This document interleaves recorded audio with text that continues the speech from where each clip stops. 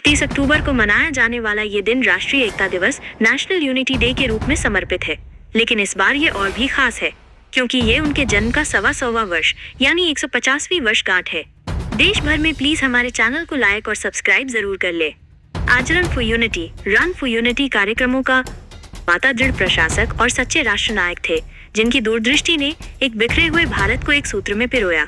किसान परिवार से भारत के लौह पुरुष तक की यात्रा। सरदार पटेल का जन्म 31 अक्टूबर 1875 को गुजरात के नडियाद में एक साधारण किसान परिवार में हुआ था।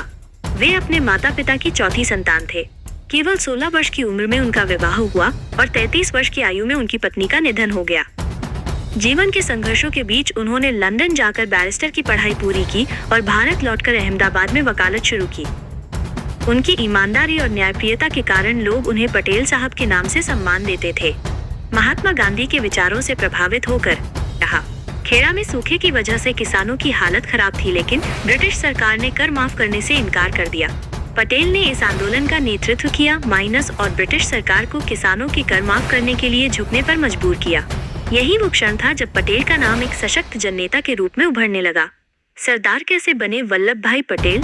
आप अभी तक चैनल को सब्सक्राइब नहीं किए हैं तो प्लीज हमारे चैनल को लाइक और सब्सक्राइब जरूर कर ले। 1928 में गुजरात के बारडोली सत्याग्रह ने पटेल के जीवन को नई दिशा दी। बारडोली के किसानों पर ब्रिटिश सरकार ने अन्यायपूर्ण टैक्स लगाया था। पटेल ने आंदोलन का सफल मान से सरदार की उपाधि दी। महात्मा गांधी ने भी कहा, आज भारत को उसका सच्चा सरदार मिल गया है।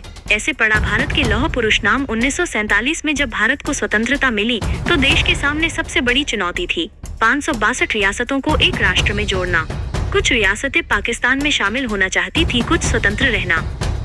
लेकिन सरदार पटेल ने अपने दृढ़ निश्चय, राजनीतिक बुद्धिमत्ता और कूटनीति से ये कर दिखाया। जूनागढ़, हैदराबाद और कश्मीर जैसी रियासतें जहां अलग राह पर थीं, उन्हें भी उन्होंने भारतीय संघ में मिला लिया।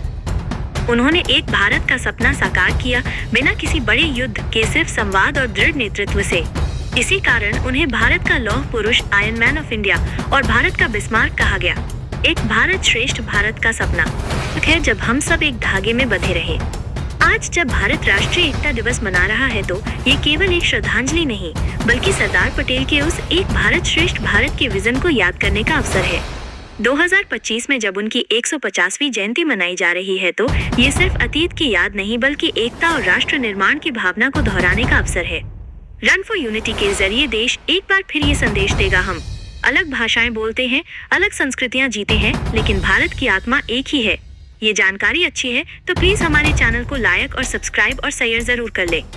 जय श्री राम जरूर लिखे।